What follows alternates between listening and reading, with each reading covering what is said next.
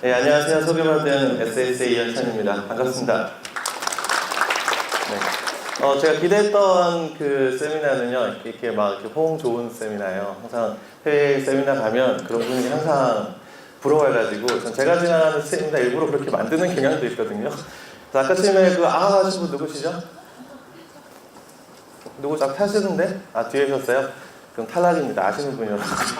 아니면 제 할당된 책이 있어가지고 드리려고 했거든요. 저 오늘 말씀드릴 내용은 비잉 애자일을 넘어 비잉 애자일로 애자일 트랜스포메이션인데 어렵죠? 혹시 저희 올해 애자일 코리아 슬로건 뭔지 아세요? 잘 모르시죠? Journey to Being Agile이라고 되어 있는데 제가 올해 그 강의를 하게 돼서 뭐를 할까라고 고민을 했는데 그 전에 슬로건이 먼저 나왔어요. 근데 저 슬로건을 보면서 어떤 생각을 했냐면은 Being Agile, 저는 이제 애자일 했으니까 아는데 오시는 분들이 저걸 알까? 라는 생각이 먼저 들었습니다. 시작 자체를 저거부터 제대로 알려드려야겠다는 관점에서 시작을 했고요. 오늘 시간 듣고 나시면 굉장히 도움이 되실 것은 뭐냐면은 최소한 애자일을 조직에 적용하는 데 있어서, 팀에 적용하는 데 있어서 많은 고민들 하고 계실 거예요. 그런 것들을 많이 좀 해소하실 수 있을 것 같고요. 저 간단히 좀 말씀을 드리면 애자일 한지 어느덧 내년이 이제 2019년이잖아요. 제가 99년도부터 시작을 했어요. 이 트레이닝 프로그램이 Explained라는 책이 맨 처음에 99년도에 저 나왔었거든요. 그때부터 시작해서 어느덧 이제 내년이 한 20년이 되고요. 거기에서 한 반 정도는 제가 직접적으로 애자일로 먹고 살았다기보다 제가 옛날에 개발자부터 시작을 했거든요. 그때부터 내가 일하는 데 있어서의 툴로서, 도구로서 이제 시작을 했고, 나머지 한 반 정도는 실제 이런 회사를 다니면서 약간의 주 업무처럼 진행을 했습니다. 특이한 이력을 좀 간단히 좀 말씀을 드리면, IBM에 있는 동안은 2009년도에 실제 IBM 자체가 글로벌하게 애자일 트랜스포메이션이 일어났었어요. 그래서 한 3년 정도 일어났었는데 그 현장에 있었고요. 그리고 스카덴블러가 저희 조직에 있었는데 스카덴블러가 만든 대표적인 엔터프라이즈 애자일인 데드라고 있어요.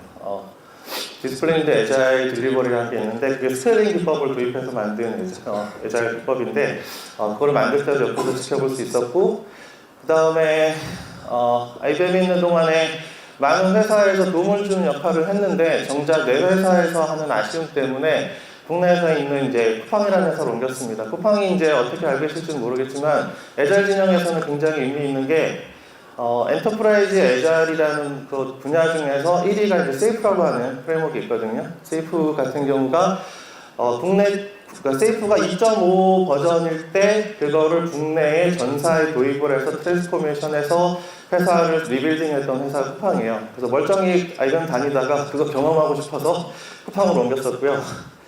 거기에서 또 열심히 다니다가 지금은 삼성 SDS에 와 있습니다. 여기 온 이유는요, 제가 여태까지 일을 하면서 여러 회사들 많이 다니면서 같이 일을 했는데 컨설팅이나 이런 걸 많이 했거든요. 제가 가장 힘들게 했던 끝판왕 회사가 저 회사예요. 와서도 느끼는 거지만은 SI 하고요, SM 하고요, 요새 솔루션 회사라고 해서 솔루션 하고 있고요. 요새 시드라고 해서 이제 스타트업 같은 그런 회사도 있고요. 모든 걸 다 경험할 수 있는 회사. 이 회사에서 뭔가 마지막으로 한번 해보자라는 생각에서 하고 있습니다. 왜 말씀을 드리냐면 어쨌든 제가 말씀드리는 게 그냥 이렇게 하루아침에 된 게 아니니까 조금 믿고 들어주십사 해서 이런 이력까지 좀 말씀을 드렸습니다. 그래서 오늘은 이제 본격적으로 진행을 하겠습니다. 일단 애자일 도입 라이프 사이클이라는 것부터 잠깐 말씀을 드릴 건데요. 이거는 업계의 첫 공개되는 내용입니다. 어제 책은 안 나와요. 제가 만드는 거예요. 오늘 처음 발표하는 자리고요. 경험을 통해서 나름의 이제 라이프 사이클이 있다는 것을 발견하고 정리를 해봤습니다. 굉장히 복잡할 것 같지만 기호 때와 달리 굉장히 단순합니다. 애자일을 도입하는 곳에 많이 경험을 해봤어요. 경험을 하니까 보통 이런 라이프 사이클을 가져요. 어떤 거냐면은 처음에 시작이 간단합니다. 근데 두 가지 패턴이 있어요. 애자일 해보고 싶어서 하는 거하고 애자일 해라라고 해서 시키는 두 가지 패턴이 있고요. 그런 이제 지시가 내려오면 어떻게 하지라는 걸 했을 때 하는 것이 그 다음 행동이 일단 잘 모르니까 공부를 합니다. 애자일 스터디하고 교육도 받아보고 합니다. 그래서 그 받은 내용을 가지고서는 예자율 적용을 하죠. 그래서 적용을 하려고 했을 때 많이 참조하는 것이 보통 보면 스크럼 책을 많이 참조를 하세요. 그래서 스크럼을 적용을 하면 예자율 적용한다라는 식으로 해서 많이들 접목을 하십니다. 그래서 시행착오를 해서 그나마 이제 유지가 되면 또 스터디하고 교육하고 진행을 하고요. 아니면은 포기하고 애잘 정말 못 쓸 놈이다라고 하면서 끝을 내는 케이스들이 많이 있죠. 아까 이거 연습하셨죠? 애잘 지금 우리 하고 있다 아니면 할 계획이 있다. 네. 이렇게 드실 필요 없고요. 우리 이렇게 연습했잖아요. 간단하게 이렇게만 이렇게 제가 볼 수 있도록 이렇게만 하시고 있다. 네. 근데 지금 손 드신 분들 중에서 내가 말하는 게 나랑 비슷한 상황 같다. 네.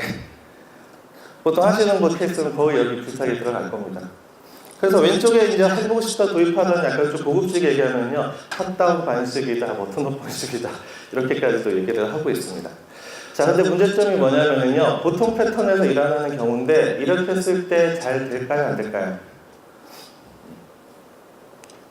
잘 안 돼요. 왜냐하면요,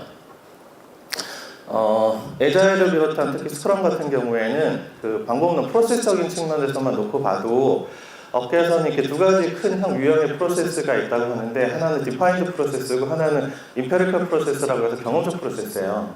근데 애자일 쪽에 있는 프로세스나 방법론이나 이런 것들은 대부분이 경험적입니다.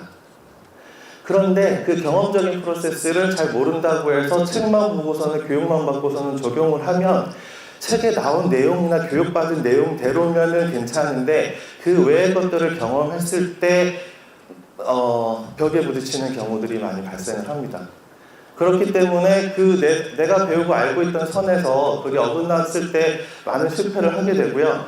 이게 첫 번째 이제 사이클이에요. 이제 두 번째 사이클 제가 고급진 거 다시 한번 공유드리겠는데요. 이렇습니다. 특별하게 다른 거 없어요. 기대하셨다면 죄송하고요. 뭐가 바뀌었죠? 중간에 이제 컨설팅이나 코칭이 들어갑니다. 어떤 차이가 있을까요? 자, 아까 말씀드렸다시피 경험적이기 때문에 이분들이 경험이 더 많겠죠. 그러면 좀 더 나을까요? 어떨까요? 이렇게 한 곳의 성공률과 전자의 성공률과 딱 결과적으로 나온 조사한 건 아닌데요. 위험적인 거를 놓고 말씀을 드렸을 때 차라리 전자 같은 경우가 내가 의지할 데가 없기 때문에 스스로 공부하려고 하는 것이 있다면은 여기 같은 경우에는 오히려 이걸 해서 해답을 찾는 데는 빠른 시간이 걸리지만은 유지하는 데 있어서는 더 망가지기 쉽더라는 걸 좀 많이 봤습니다. 그래서 어쨌든 이런 거가 있습니다. 제가 이제 이런 얘기를 어디로까지 가려고 하냐면은 해보고 싶다 아니면 해라 라는 것이 있으면은 많이 하는 것들이 교육받고 컨설팅 받고 코칭을 받습니다. 받는 건 좋은데 이것이 잘 적용을 할 수 있거나 잘 적용되는가요? 라고 봤을 때 아까 말씀처럼에 그게 쉽지 않고 어려워하는 현장들을 많이 봤습니다. 그 이유에 대해서 좀 이제 말씀을 드릴게요. 문제점이 일단 뭐냐면요. 이 방법에 있어서 일단 제일 중요한 거는 이런 미션이 떨어졌을 때 흔히 많이 하는 패턴이 어떤 거냐면은 하우에 집중을 해요. 어떻게 하지? 애잘 하라는데? 애잘 해야 되는데 어떻게 하지? 그러니까 하는 게 스터디고 교육이에요. 그래서 그렇다 보니까 애잘이 무엇인지 공부하게 되고 애잘 어떻게 하면 잘할 수 있지? 스크럼 어떻게 하면 되나요? 그리고 이제 제일 끝에 가서는 다른 것들 어떻게 하나요? 이런 질문들이 보통 이어져요. 그래서 하우에 집중하고 있다는 거. 컨설팅 해도 마찬가지입니다. 컨설팅을 해도 마찬가지고 제가 도움을 드리러 우리 회사뿐만 아니라도 외부에서 요청 오면 간혹 가는 경우가 있는데 좀 안타까운 현상은 뭐냐면은 이렇게 요청을 하세요. 아젠다를 딱 짜가지고 어떻게 그리고서는 좋은 사례 알려주세요. 그러면은 제가 아무리 많이 알고 있다고 해도 할 수 있는 답변은 어떤 걸까요? 그거에 맞춘 답변밖에 해줄 수 없어요. 그래서 이렇게 하면은 좀 더 어려움을 겪는다는 걸 알면서도 이렇게 진행하고 있습니다. 근데 이 하우와 왓에 집중하는 게 왜 이슈가 되고 문제가 되는지를 좀 더 말씀을 드리면은요. 하우에 관심과 집중한다는 것은 정답을 찾으려는 데 집중을 하는 방식이에요. 정답을 찾으려는 방식, 단기 문제에 집중하는 방식. 그러니까 우리나라 사람이 특히나 잘 하는 방법이 이게 익숙한 게 뭐냐면은 예전부터 열심히 시험을 봤던 오른쪽이죠? 오른쪽에 있는 그림이 시험 보는 그림인데요. 뭔가 정답을 찾으려고 해요. 정답을 찾으려고 합니다. 어떤 문제가 있으니까 해결하고 하려고 하는, 그래서 결과 중심적으로 가요. 근데 분명히 말씀드리고 싶은 거는 그 방식이 나쁜 거는 아니고요. 그렇게 했을 때 분명한 베네핏이 있습니다. 이렇게 해서 나쁘다는 게 아니라, 에자일, 오늘 많은 시간이 없기 때문에 간단히 말씀드려서 에자일에는 굉장히 많은 프랙티스들이 있기 때문에 거기에 해결할 수 있는 기법들이 굉장히 많아서 했을 때 문제를 해결할 수 있는 방법들을 여기서 찾을 수는 있는데, 궁극적인 문제가 뭐냐면은요, 그 문제를 해결하고 난 다음은 문제 해결만이 끝이 아니잖아요. 회사에서 그 문제만 해결이 아니라 무슨 일이 생길 거고 세상은 변하고 한다고 하는데, 그 해결 방법만 알려준다고 해서 이 에자일이 우리 회사의 문화로서 조직으로서 남는 것이 아니라는 거죠. 그거를 인식해야 될 것 같고요. 그런 측면에서 말씀드리는 게 뭐냐면은 두잉 에자일이 여기서 나와요. 이렇게 일하는 방식을 보통 두잉 에자일이라고 합니다. 그렇다면 이제 또 고민이 좀 생길 거예요. 두잉 에자일 그럼 한다는데 우리 보통 이렇게 하는데, 얘기 들어보면 두잉 에자일이 나쁜 것처럼 얘기를 하는데 나쁜 걸까요? 하면 안 되는 걸까요? 오해하지 말고 들으셔야 된다는 것은 꼭 그렇지만 않다는 말씀을 드릴 겁니다. 두잉 에자일 때문에 오늘 돌아가셔서 아마 구글 같은 데 검색해보시면은 극단적으로 얘기하는 외국 사람들 많습니다. 이렇게 하지 마, 두잉 에자일 하지 말고 이제 두잉 에자일 해 라고 얘기하는 곳 많이 있는데, 제 경험적으로는 그렇지 않은 경우가 많다는 거, 특히 한국 문화 같은 경우에는. 왜냐하면은 단기 성과가 필요한 것들이 있습니다. 문제 해결해야 되는 거, 그런 식으로 과제가 떨어지는 것들, 그리고 뭔가 에자일을 통해서 성장시키고 발전을 시켜야 되는데 성공 사례 없이 이거를 전파시킨다는 거 쉽지가 않아요. 처음에 BP를 만들 때는 두잉 에자일식으로 좀 해야 될 경우가 생길 수도 있어요. 그리고 아까도 말씀드렸다시피 경험적 방법론이나 프로세스인데, 경험을 하려면 어쨌든 간에 시도를 해야 되잖아요. 처음부터 빙한 게 되진 않아요. 그렇기 때문에 지식이 없다면 그런 방식에서 찾기 위해서 두잉 에자일을 해야 됩니다. 그렇다면은 두잉 에자일도 해야 되는 것 같은데, 두잉 에자일을 좀 더 잘할 수 있는, 실패를 안 할 수 있는 그런 방법은 없을까에 대해서 제가 아니라 많은 사람들이 고민을 해왔고 진화된 방법이 있습니다. 많은 분들이 에자일 하면은 그냥 단편적으로 생각하는데요, 이 분야도 굉장히 오래돼서 진화가 됐어요. 거기에서 이제 어댑션이라는 편이 나오는데요, 에자일 어댑션이라는 게 그래서 등장합니다. 에자일 어댑션 들어보신 분 계세요? 네, 감사합니다. 어댑션이라는 게 뭐죠?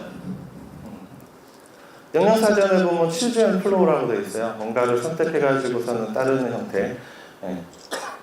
그래서 예전에 에자일이라고 하는 것은 딱 정해진 패턴 내에서 스크럼을 해야 돼, 이거를 어기면 잘못되면 안 돼, 그렇기 때문에 플래닝만 해야 되고 뭐 해야 되고 그런 식이었다면은 에자일 진행의 교수는 많이 바뀌어서요, 어댑션이라는 걸 통해서 현재 상황에 대해서 무조건 따르고 그걸 해야 되는 게 아니라, 일단 현황에 대한 걸 좀 분석을 하고 문제가 되는 이슈라든가 우리가 개선해야 되는 것들을 찾고, 거기에 맞는 프랙티스들, 아까 말씀드렸다시피 주옥 같은 그 많은 프랙티스 중에서 선정을 해서 그걸 어댑션해서 그 다음에 머저리티, 성숙도를 점검한 다음에 다시 잘하고 있는지를 돌리는 이런 패턴을 가지고 에자일 어댑션이라고 합니다.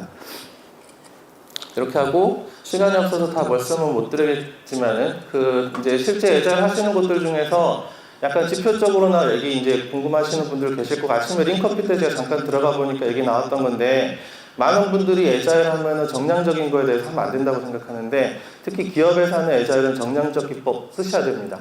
왜냐하면은 에자일이라고 하는 이런 것들은 표현해가지고서는 뭔가 수치로 뽑기가 쉽지 않기 때문에 어떻게든 수치화할 수 있는 것들에 대해서는 어느 정도 챙겨야 되고요. 그 내에서 정성적인 것들까지 같이 버무려서 생각을 하셔야 돼요. 어쨌든 그 정량적인 거에 대해서 좀 더 공부하시고 싶으신 분들은 에자일 머저리티 모델이라는 게 있어요. AMM이라고 해서 프랙티스를 가져다가 어떻게 성숙화시킬 거에 대한 모델이 있는데, 저거 한번 나중에 공부해 보시면 좋을 것 같아요. 오늘은 요건 주제가 아니니까 말씀 안 드리겠고.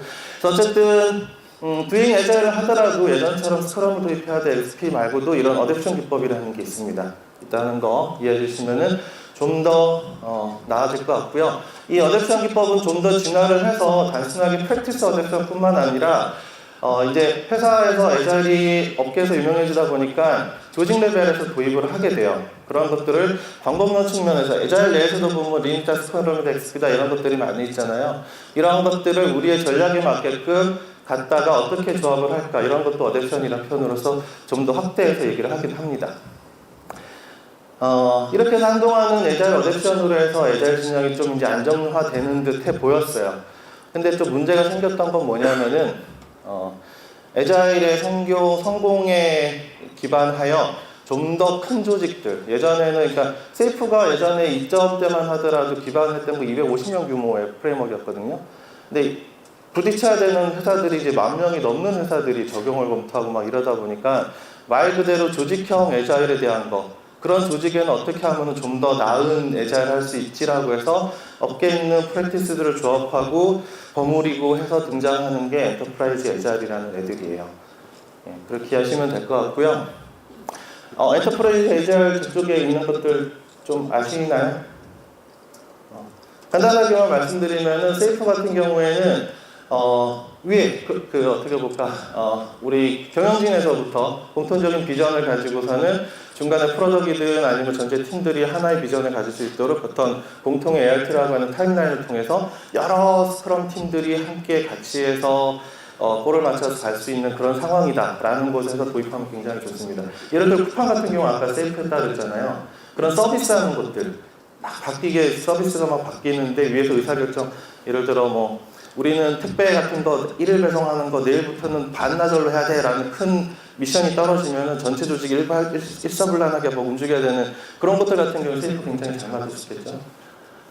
데드 같은 경우에는 여러 가지가 있겠지만 대표적으로 스케일링 기법이에요. 우리한테 뭐 이런 복잡한 상황에서 어떠한 것들을 적당하게 스케일링해서 할 수 있는지에 대한 것들을 좀 더 자세하게 들어있고요. 예를 들면 우리 스크럼 같은 경우에 프로젝트에 도입을 하는데 실패하는 많은 케이스 중에 하나가 책을 보고 하는 경우에 어떤 경우가 있냐면은 스크럼 책 내에는요 앞에 사전에 설계를 한다는 내용이 전혀 없어요. 근데 프로젝트 약간 규모가 있는 것 같은 경우에는 사전에 어느 정도 설계를 안 하면은 안 될 수 없잖아요. 그래서 편법적으로 많이 쓰는 게 이제 좀 해보신 분들 스프린트 0 이런 거라고 해서 사전 설계하는 단계 두기도 하죠. 근데 그런 게 RUP나 이런 데서 보면 인셉션이라는 단계가 있어요. 예. 그리고서 데드에도 보면은 스타든블러가 얘기했던 것에서 인셉션 단계가 있습니다. 그래서 그런 것들을 인셉션을 통해서 사전 설계를 하고 중간중간 뭐 해라 그런 것들에 대한 스케일링 같은 것들이 담겨 있는 게 데드예요. 나중에 좀 관심 있으신 분 좀 더 보시면 될 것 같고 레스 같은 경우에는 우리가 스크럼을 좀 더 여러 조직에서 하는 스크럼 오브 스크럼 같은 거를 어떻게 해볼까라는 고민하신 분들은 좀 더 들여다보시면 도움이 되는 그런 프로그램이라고 보시면 될 것 같습니다. 어쨌든 간단히만 말씀드렸고요. 그래서 이제 계속 진화하고 발전을 하는데 애자일도 한번 위기를 겪습니다. 계속 잘 되다가 어느 순간부터 흐지부지해지면서 이제 보편화되기도 하면서 일부에서는 너무 철학적이고 하기 때문에 애자일 시대도 이제 끝난 거 아니냐 뭐 이런 얘기도 많이 나오기도 했었어요. 그러다가 갑자기 트렌드가 또 바뀝니다. 언제냐면은 제 느낌으로는 한 2016년으로 해서 완전히 애자일이 다시 요즘에 부각되고 있는 상황이고요.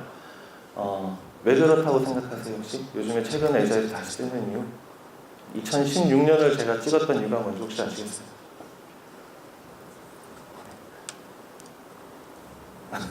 두리번.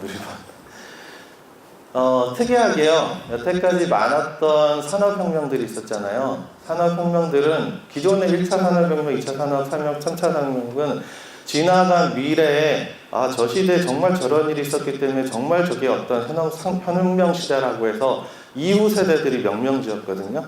특이하게 이번에 4차 혁명 시대는요.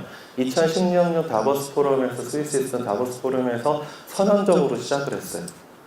이 시대라고 하는 것은 이전과 다른 시대고 그렇기 때문에 고객 중심 아침에 들으셨죠? 고객 중심의 시대이면서 트랜스포메이션 되는 그런 것들에 대한 것을 강조하고 하면서 갑자기 세상이 바뀌었다라는 게 땅 떨어지고 선언적으로 하면서 이거를 어떻게 우리 경영하는 분들, 회사를 꾸려야 되는 사람들 어떻게 하지 방법이 없을까라고 했을 때 찾아봤을 때 그게 가장 가까웠던 게 또 에자일이었어요. 다시 그래서 좀 부흥이 일어나는 형태가 됩니다. 이 말씀을 왜 드리냐면 그래서 에자일이라는 것을 차세대 에자일이 뭐냐 아니면 대체할 게 뭐냐라고 해서 많은 얘기들이 있었습니다. 그런 얘기가 있다가 결론적으로 나온 요 다음은 뭘까요 혹시? 네, 그냥 요거가 돼버렸어요. 예. 대신에 중요한 건 뭐냐면요 같은 에자일이라고 하는데 이런 식의 에자일을 얘기하고 있습니다. 예전에 제가 한참 하던 에자일은 문제에 대한 것들을 회사에서 뭐 이런 문제가 있다 터졌다는 것들을 볼문 것들을 해결하기 위한 걸 기법으로서 프랙티스로서 계속 해가지고 그것들을 개선해 나가는 그런 에자일이었다면은 지금의 말하는 에자일은 좀 다른 형태의 에자일을 얘기합니다. 그게 뭔지를 좀 더 좀 말씀을 드릴게요. 그래서 지금 새로운 시대에 얘기하고 있는 듀잉 에자일과 빙 에자일에 대한 차이. 그럼 일단 듀잉과 빙에 대한 용어적인 거 잠깐 살펴볼게요. 그냥 이렇답니다. 듀잉이라는 것은 좀 더 나은 행동, 빙은 존재적인 얘기하고 그건 행동적인 것을 강조하는 얘기를 해요. 제가 시간이 좀 좁혀서 좀 빨리 말하고 있는데, 이게 비단 에자일에서 얘기가 아니라 그 생활 쪽에서도 많이 얘기가 나오는데, 그 아침에 코드 오브 컨덕트에 나온 게 종교 얘기하지 말라고 했었는데, 종교 쪽에서도 얘기 많이 하시더라고요.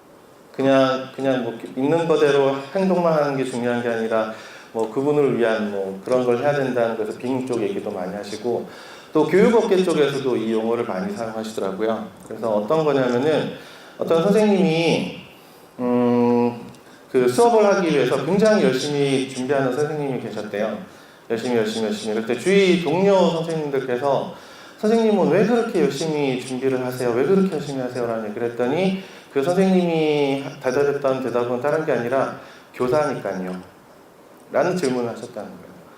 그러니까 옆에 있는 선생님들은 그렇게까지 열심히 안 해도 되고 하는 게 힘들지 않냐고 생각했지만은 그분은 생각 자체는 어떤 거였냐면은 나는 교사라는 그 존재적인 나는 교사라는 것은 열심히 해서 아이들을 가르치고 더 낫게 성장하기 위해서 나도 계속적으로 노력을 해서 해야 되는 그게 당연한 거고 그게 즐거운 거고 힘든 일이 아니라고 하는 그 기본적인 생각을 갖고 있는 게 빙이라는 얘기를 하더라고요.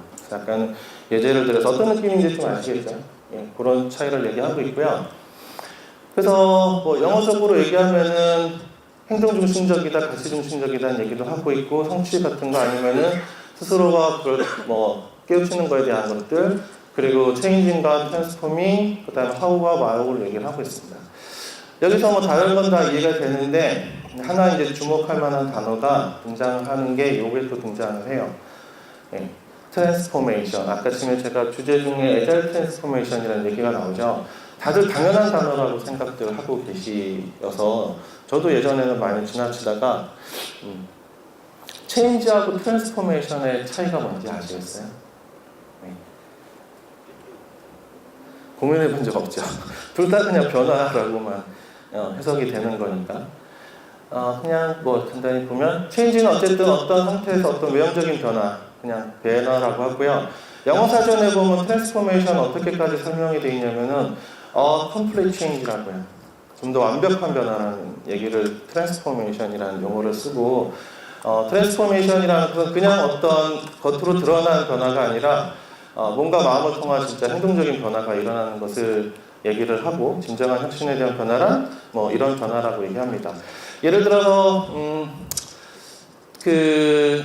제가 집에 한번 들어가면 밖에 나가는 걸 굉장히 싫어해요. 집곰 스타일입니다. 그래서 와이프가 저를 어떻게든 끄집어내려고 저희가 개가 있거든요. 산책시키자고 해서 꼬시는 것 중에 하나가 용돈을 줄 테니까 동네 한 바퀴 돌면 용돈 얼마 줄 테니까 라고 해서 나가요. 그래서 어쨌든 변화가 일어나서 그건 체인지예요. 하지만 용돈을 안 주면 전 나갈 생각이 없어요. 네, 용돈 때문에 나가는 거고요. 트랜스포메이션이라는 것은 그런 게 아니라 개들과의 산책을 통해서 개들도 하루 종일 집에 있었지만 그런 것도 있겠지만 와이프하고 나가서 두런두런 얘기도 하고 그러면서 어떻게 보면 내 삶에 대한 걸 돌아보고 여러 하는 그거에 대한 즐거움과 가치를 느껴서 진짜 가는 산책 그런 변화가 일어나는 거를 트랜스포메이션이라고 얘기할 수 있을 것 같아요.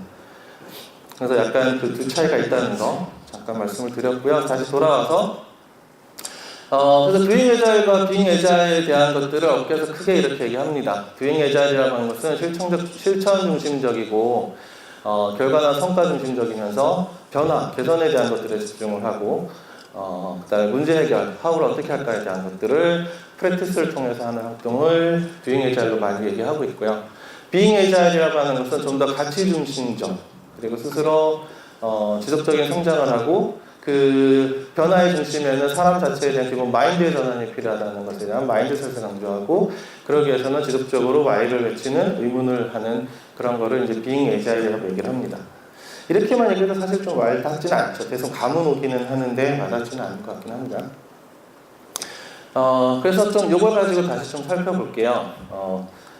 나름 공식적으로 이렇게 발표를 한 건데, 발표된 라이프 사이클이 실패 발표, 라이프 사이클이라고 하면 좀 없어 보이잖아요. 아까 말씀대로라면 이 사이클로 하면 무조건 망하겠죠. 망한다고 표현 좀 그렇지만 어쨌든 안 좋은 거라고 느껴지겠죠. 근데 이 사이클도 이렇게 하면 달라진다는 거예요. 저런 미션이 떨어졌을 때 어떻게 하지라는 how부터가 아니라 wow를 가지고서 한번 들여다보는 거예요. 에자일을 하라고 했는데 왜 에자일을 하라고 하는 거지? 에자일이 뭔데? 그러니까 와스라는 것을 확인을 해야 될 것이고, 이 에자일을 하라고는 하는데 이게 누구한테 도움이 되는 거지? 나한테 도움이 되나? 조직에 도움이 되나? 회사에 도움이 되나? 그러니까 그 Y에 대한 조금이라도 해법을 찾고 난 다음에 진행을 했을 때, 그리고 그 해법을 찾기 위한 방법으로서 how를 찾았을 때 이 진행하는 형태가 전혀 달라질 수 있다는 거고, 또 한 가지 마찬가지 여기에서도 비슷한 현상이 일어날 수 있겠죠. 근데 아까와 차이는 어떤 게 있을까요? 앞에 거와의 차이는 그 Y에 대한 것들을 스스로 고민하는 것들을 좀 더 전문가들한테 이제 물을 수 있는 것가 되겠죠. 그래서 중요한 거는 여기에서의 코칭이라든가 컨설팅하는 분들의 역할도 과거의 에자일을 잘할 수 있도록 해주는 게 저런 담당자의 역할이었다면은 지금의 이제 비잉 에자일로 넘어가는 시대에는 단순하게 에자일을 통해서 어떻게 문제를 해결해주는 역할을 넘어서 어떻게 보면 사람이나 조직에서 얘기하고 있는 에자일을 왜 도입했는지 궁극적인 것들에 대한 것과 그것을 하는 사람들에 대한 변화까지도 같이 챙기는 것들이 중요한 역할이자 아니면 변화라고 보시면 될 것 같습니다. 그래서 컨설팅 받거나 하시는 분들 할 때 그런 오시는 분들이 저런 관점에서 얘기하고 우리한테 해주는지를 지켜보실 필요도 있고요. 그렇게 얘기를 안 하시면 그렇게 말씀하실 필요도 있습니다. 오늘 들으신 분들은 아마 실제 에자일을 적용할 때 그런 관점에서 보시면 좀 더 도움이 되실 것 같고요. 오늘 주제인 Journey to Being Agile 관점에서 이제 좀 더 넘어와 보겠습니다. 넘어와서 보게 되면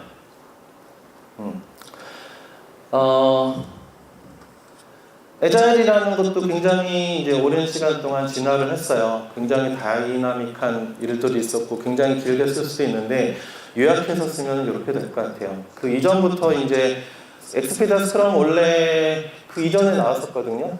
나왔었는데 그게 어쨌든 그걸 떠나서 선언문이라는 게 등장을 하고, 그러니까 에자일이라는 용어가 처음 사용된 거는 저때예요. 저때 시작을 했고, 그걸 잘하기 위해서는 사람들이 아까 말씀드렸듯이 Doing Agile이라는 것을 했었다는 거죠.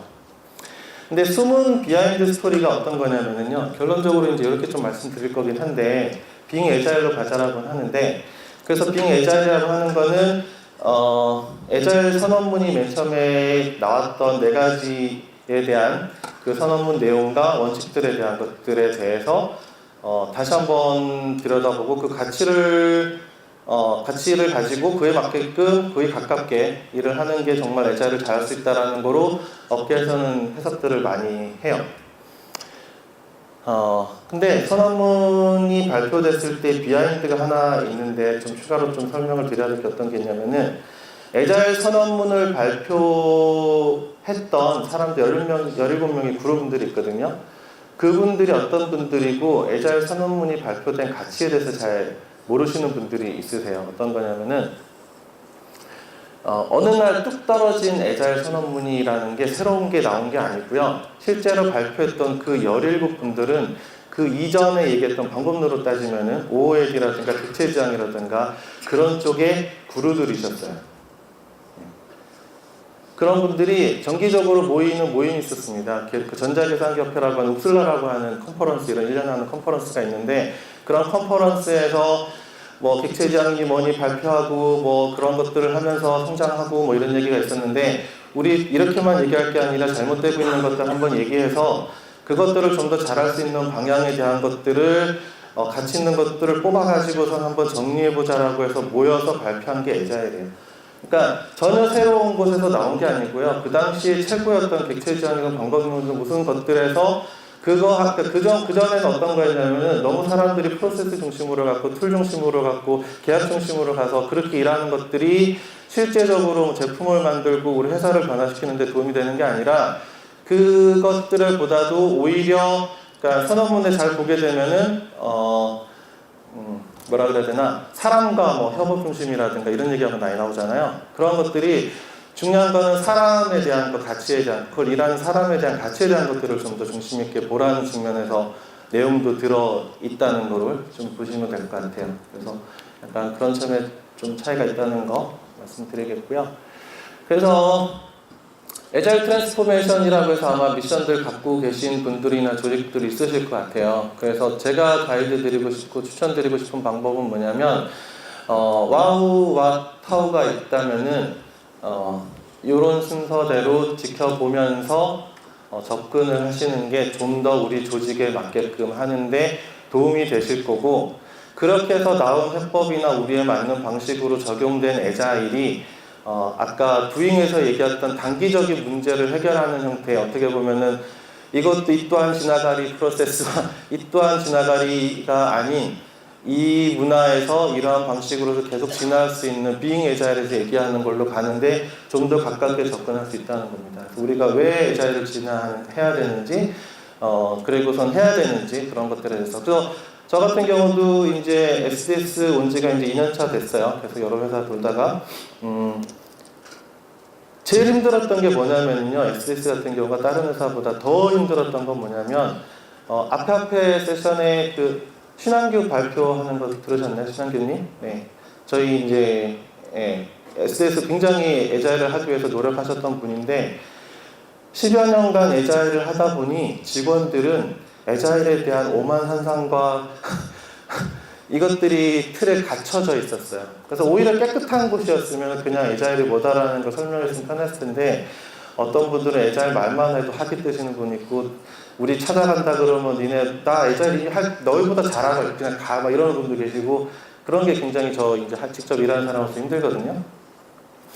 그래서 어쨌든 다시 돌아와서 그분들한테 근데 제가 말씀드리고 싶은 거는 그럼에도 불구하고 다시 한 번만 만나주고 들어봐 주시다 하면서 제일 첫 번째 하는 세션이 뭐냐면은 저희 그 코칭 과정 중에 에자일 리스타트라고 하는 과정이 있어요. 1시간 반 정도 하는 교육 과정이 있는데 왜 에자일을 해야 되는지에 대한 마인드 개조부터 하는 걸 해요. 그 세션에 보면 어떤 내용이냐면 아까 말씀드린 4차 혁명이 일어나는 그런 배경이라든가 시대가 이렇게 됐기 때문에 시대에서 살아남기 위해서는 여러 이런 것들이 있겠지만 그 중에서도 에자일이 채택할 수밖에 없고 이내에서 방법을 찾을 수밖에 없고 하는 그런 과정들 있잖아요. 그런 것들을 다 설명드리고 그래서 예전에 알고 있던 우리가 해왔던 에자일과는 나부터 예전에 에자일 얘기할 때 잘못한 건 있겠지만은 이렇게 바뀐 세상에서는 이런 다른 형태의 에자일로 여러분들과 다시 해서 시작하려고 하는 거니까 다시 마음 열어주시고 했으면 좋겠다라고 하는 그런 에자일 리스타트부터 시작을 하거든요.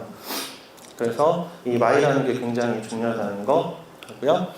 그래서 방법적인 거는 일단 Y, 말 그대로 회사에 어떻게 왜 이걸 했을 때 회사에 왜 도움이 되는지, 조직에 왜 도움이 되는지, 팀에 왜 도움이 되는지, 개인한테도 왜 도움이 되는지 그리고 난 다음에 에자일이 뭐지? 라고 했을 때 실제적인 걸 좀 공부를 하고 그 중에서 우리한테 맞는 것들을 어떻게 도입하면 되는지 라는 사이트들을 요즘에 나와 있는 이런 것들을 가지고서는 하시면 좀 더 에자일 트랜스포메이션 하는데 도움이 되실 겁니다.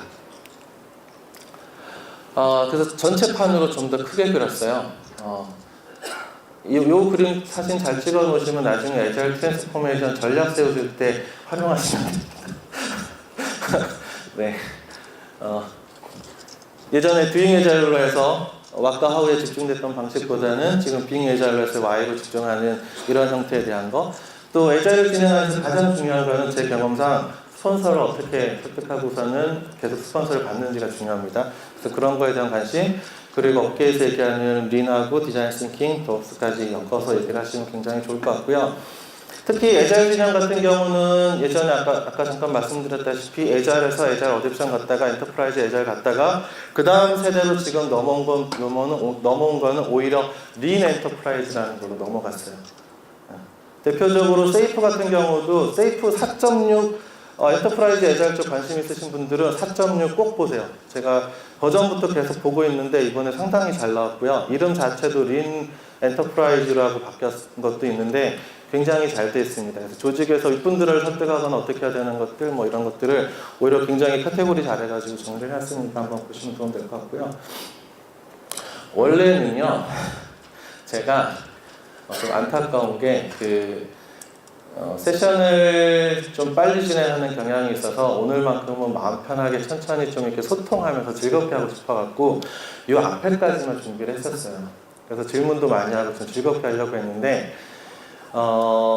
저희 진행하시는 쪽에서 그래도 참가자분들이 어떤 분들이 온다는 것들에 대한 걸 연사분들한테 공유를 해주셨거든요. 그러니까 개인적인 프로필이 아니라 뭐 조직 관리하시는 분들 아니면 뭐 관리자분들 뭐 아니면 개발자분들 이런 걸 해주셨는데 예전에 에자일 세션을 하면은 개발자분들이 거의 70-80%였거든요. 이번 같은 경우에는 개발자분들이 채 30%가 안 되고요. 조직 관리하시는 분들 아니면 기획하시는 분들 이런 분들도 지금 상당히 많이 오셔갖고요. 앞에 내용만도 도움이 되겠지만 그분들한테 좀 더 도움이 될 수 있는 거를 해보자라고 해서 급히 넣었습니다. 그래서 시간을 제가 좀 앞에 좀 다 말씀드리고 싶은 걸 못하면서까지 좀 빨리 달려왔고 뒤를 좀 더 말씀드릴까 합니다. 그래서 제가 Q&A까지 많이 받아야 되긴 하는데 시간이 좀 부족하더라도 좀 양해해 주시면 좋을 것 같고 네, 그럴 것 같아요. 자, 여기 계신 분들 중에 굉장히 아침에도 굉장히 좀 뜨거웠던 것 같은데 에자일 조직이라는 거 이제 핫하기도 하죠. 금융권 같은 경우에는 거의 이제 뭐 그렇게 되고 그 이후에 올해 말도 그렇고 내년 초에 더 그런 얘기가 많아질 것 같아요. 나름의 이제 에자일 조직 성공 전략이라고 했는데 이것도 어디에 나와 있는 게 아니고요. 제가 요새 관심 가지고서는 많이 공부하면서 좀 정리하고 있는 중이기도 한데 오늘 같이 좀 얘기해 보려고 좀 꺼내왔습니다. 에자일 조직 도입 yes, no라고 되어 있는데 우리 연습한 거 잠깐 좀 해볼게요. 또 이제 네. 자, 에자일 조직 도입하는 그 이유라고 좀 생각하시면 좋을 것 같은데요. 빠르게 변화하는 현 시대에 살아남기 위한 전략적 선택이다. 에자일 조직을 도입하는 이유로서 yes면은 이렇게 아니면 그냥 계셔도 될 것 같아요. 어떻게 생각하세요? 네, 이렇게도 인상 보이시죠? 자, 그 다음에 실행 속도와 적응성이 높아진다. 에자일 조직을 도입하면 어떻게 알고 계세요? 네. 많은 분들도 이렇게 얘기하고 있고 글도 이런 것도 있고요. 자, 경쟁에 살아남을 수 있는 가능성이 높아진다. 에자일 조직을 도입하면 네, 이렇게 많이 홍보들 하고 있죠. 에자일 조직을. 네, 또 한 가지 조직의 지속적 성장이 가능해진다. 라고도 또 많이 얘기를 하고 있습니다. 또 한 가지 조직원들의 성장에 도움이 된다. 라고 생각하고요. 자, 조직원들보다 행복해진다. 애매해지죠. 애매해집니다. 에자일 조직하는 곳에서 많이 지금 하고들 계신데요. 아까 빙 에자일과 같이 생각해서 잘 보셔야 되는 게 제가 주목하는 포인트가 여기에요. 위에 것까지만 얘기만을 가지고서는 에자일 조직을 도입하게 되면요. 아까 doing 에자일 있잖아요. 그것처럼 단기 해결성 에자일 조직밖에 안 될 수 있다는 거예요. 제가 생각을 해보고서는 계속 이제 시도를 해보고 있는데 그러면은 이러한 에자일 조직이라는 걸 어떻게 유지할 수 있을까? 유지하는 게 주체는 뭐고 무엇일까? 빙이라는 에자일, Y라는 걸 했을 때 궁극적으로는 사람에 대한 걸 들여다봐야 된다라고 했을 때 지금 얘기하고 있는 에자일 조직이라고 하는 지금 업계에서 얘기하고 있는 많은 방법들이나 사례들을 보면 이것들이 굉장히 배제되어 있거나 가치가 떨어졌게끔 얘기를 하고 있어요. 그래서 조금 이거에 집중해야 될 필요가 있다고 말씀을 드리고 싶고 왜 그러냐면은 그 에자일 조직을 구성하는 구성원들이 특히 에자일 조직이라고 하는 것은 탑다운이잖아요. 네. 이거보다 윗부분 세대들이실 수도 있어요. 많아야 X세대일 수도 있고 이분들의 성향을 모른 채 어떤 목표주의적으로 에자일 조직을 도입하는 경우들이 많이 있을 거라는 겁니다. 그런데 이거를 실제 해야 되는 우리의 실무자들은 X세대이거나 밀리얼 세대들 분들이고요. 그렇게 딱딱 시켜서 해야 되는 시대의 사람들이 아니라는 거예요. 특히나 X세대 같은 경우에도 개인주의 탄생 만드신 세대고 가장 젊은 40대라고 해서 대중문화를 이끌고 있는 지금 돈도 여금 있으시면서 즐길 줄 아시는 분들, 나는 이제 좀 워라밸을 그래도 챙기고 싶은 그런 세대들인 분들이고, 밀레니얼 세대 같은 경우는 한층 더하죠. 욜로라고 해서 자기의 행복 가치를 굉장히 중요하게끔 생각하고 있고, 20년대 청년 실업을 경영하다 보니까는 정말 잘못될 수 있다는 걸 미리 경험했기 때문에 내가 지금부터 즐기면서 인생을 살 거야 라고 하는 그런 세대들입니다. 이런 세대분들하고 일을 하고 있고, 이런 사람들한테 맞는 조직 형태가 아닌데 애잘 조직이라고 해서 틀을 짜준다 한들 이분들한테 하나도 행복하지 않기 때문에 그 조직이 유지될 가능성은 제가 보기엔 낮아 보인다는 거죠. 그래서 제가 지금 계속 요즘에 공부하고 있고 관심 있는 거는 그분들의 행복을 할 수 있게끔 하는 방법이 뭘까라는 측면이고요. 아직 뭐 많은 해법은 찾은 건 아닌데 업계에서 많이 지금 얘기되고 있는 것 중에 하나는 뭐냐면은 사람의 행복에 대한 것들을 가장 그래도 심리학적으로나 뭐 얘기되고 있는 건 칙샌드미아이의 몰입이라는 책이 있어요. 플로우 옛날에 몰랐는데 저게 불어더라고요. 불어로 저게 몰입이라는 단어인데 어쨌든 이 몰입이라는 책에서 얘기하고 있는 건 뭐냐면은 목표가 있어야 되고 피드백이 주어진 상황에서 몰입을 좀 더 할 수 있고, 중요한 거는 그 개개인에 대한 능력과 그 능력에서 주어지는 난이도에 대한 과제가 어떠냐에 따라서, 예를 들면 나는 그 개인이 능력이 안 되는데 그 이상의 도전적인 과제가 들어왔을 때는 불안해하고 걱정한다든지, 아니면은 나는 굉장히 능력이 높다고 생각하고 그렇게 생각하고 있는데 그 이하의 과제가 떨어졌을 때는 무관심이나 권태로 빠진다든지 그런 상황이 발생될 수 있다는 거예요. 그래서 적정 수준에 대한 도전 과제가 들어갔을 때 그런 몰입이라는 단계가 될 수 있고, 사람들은 행복을 찾는다 뭐 이런 내용들이 있습니다.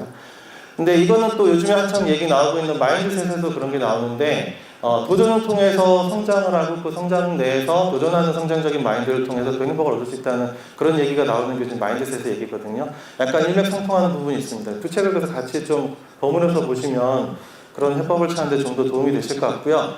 그래서 또 업계에 처음 공개하는 저만의 전략적 내용을 한번 말씀을 드리면, 애잘 조직을 도입을 합니다. 근데 그 조직하는 대부분의 방법이나 목표는 뭐냐면은 의사결정을 빠르게 할 수 있는 조직 구조로 만든다는 거예요. 그래서 수평 조직을 만들고서는 고객에 좀 더 가까운 형태의 조직을 만들고 막 이런 얘기를 하고 있는데, 그랬을 때 문제점은 지속적인 걸 유지하기 힘들다는 거고요. 이 지속성을 하기 위한 키워드는 제가 현재로서는 찾은 거는 이 직원들이 어떻게 움직이느냐인데, 그 직원들이 행복할 수 있는 것들을 찾을 수 있는 방법은 그 사람들이 좀 더 행복할 수 있는, 몰입할 수 있는 환경인지에 대한 것들도 살펴야 될 것이고, 또 한 번은 그걸 느낄 수 있게 그 사람들의 능력이 어느 정도 되는지에 대한 것들, 그리고 성장할 수 있는지에 대한 것들도 챙기고 있는지, 그리고 그 안에서 그 사람들의 능력만큼의, 그 사람들이 몰입할 수 있는 단계에 될 수 있는 만큼의 과제들을 주어지고 있는지를 함께 고민을 했을 때 이런 조직이 만들어지고 함께 그 직원들이 행복해질 수 있는 그나마 순환적인 사이클로 가지 않을까라고 현재까지는 제가 고민한 상황에서는 이렇습니다. 그래서 네, 그래요. 여기서 만약에 실제적으로 하시는 분들 같은 경우에 도입을 한번 해보시고 나중에 저와 연락해서 이런 피드백 공유해 주시면 같이 성장하는 데 도움이 될 것 같고요. 대표적인 예로 애잘 조직에서 얘기 나온 시간 제가 좀 꽉 찼는데 죄송해요. 빨리 끝낼게요. 스포티파이 모델 많이 들으셨죠? 예, 빨리 말씀을 드리면, 우리가 잘 알고 있는 스포티파이의 이 성공적인 그 기업 조직 모양을 보면 스쿼드라고 해서 약간 역할자별로 해가지고 빠른 이사결정을 만들고, 그 다음에 이제 같은 역할자들끼리 이렇게 만들어 놓으면 성장에 지장이 있으니까 같이 묶어줘서 서로 성장할 수 있게끔 모양을 만들어주고, 그 다음에 그 안에서 또다시 챕터를 만들어주고, 그 안에서 새로운 주제, 기술적인 주제라든가 무슨 도전할 수 있는 것들에 대한 것에서 길드라는 걸 통해서 만들어주는 이런 얘기가 나와요. 정말 이렇게 하면 좋겠다가 아니라 아까 말씀드렸던 제가 오른쪽에서의 그 것들 있잖아요. 거기에 핵심 중에 하나는 조직을 빠르게 하는 것도 있겠지만은 이거를 빠르게 움직이게끔 하는 사람들이 성장할 수 있게끔에 대한 배려들이 들어와 있는 모델이라는 거예요. 그래서 업계에서 유명해지고 성공할 수 있었다는 거. 그래서 뭐 어떤 형태로도 조직이 만들어지든지 간에 그 우리가 만들어진 조직 형태가 정말로 비즈니스에 빠르게 대응할 수 있는지에 대한 것도 보셔야 되겠지만은 우리 모델 자체가 개인들이 성장할 수 있게끔 하고 행복할 수 있게끔 하는 데에 적합한 형태가 되어져 있는지 우리가 지원하고 있는지도 같이 고민을 해줬을 때 좀 더 나은 모양이 될 수 있다라는 거를 업계 최초로 다시 한번 그냥 떠들어 봤습니다. 그렇고요. 그래서 이러한 것들은 스케일링 기법 쪽에 많이 나와요. 그래서 저 스포티파이 모델 이름 자체도 스케일 에자일 앳 스포티파이라고 되어 있는 이유도 약간 그런 거니까 나중에 스케일링 기법 쪽 같이 이제 보시면 좀 도움이 되실 것 같습니다. 그래서 최종적으로 정리를 하면 에자일을 도입하는 데 있어서 많은 방법들이 있습니다. 어떤 거냐면은 특정 팀을 샘플로 만들어서 하는 경우, 아니면 TF같이처럼 여러 사람이 모여서 하는 것 성공 모델을 만드는 경우, 아예 전체적으로 전체 트랜스포메이션 하는 경우, 뭐 여러 가지 모델이 있는데 어떤 거로든 상관은 없어요. 제가 말씀드리고 싶은 거는 그런 빙한 에자일에 대한 마인드 측면에서 우리가 이거를 시작했는지, 저렇게 했는지 그런 가치관을 가지고서는 어떤 것이든 진행을 하게 되면은 좀 더 실패하지 않는, 특히나 단기성 에자일이 무슨 문제를 해결하기 위한 기법으로서의 에자일이 아닌 우리 회사나 조직이나 문화나 나의 성장하는 데 있어서의 하나의 좋은 약 같은 존재가 되지 않을까라고 생각해서 오늘 세션을 마치도록 하겠습니다. 질문 받아도 되는지 일단 진행 요원분들 어떻게 되나요? 질문은 좀 어려울 것 같아요. 네, 그렇죠. 네. 저희 질문 시간까지 빼가면서 열정적으로 강연해 주신 이현찬님께 큰 박수 부탁드립니다. 그리고 궁금하신 게 있으신 분들은 오셔가지고 이현찬님하고 명함을 주고받으시거나 연락처를 주고받으시면 감사드릴 것 같아요. 그럼 이것으로 세션을 마치도록 하겠습니다. 감사합니다.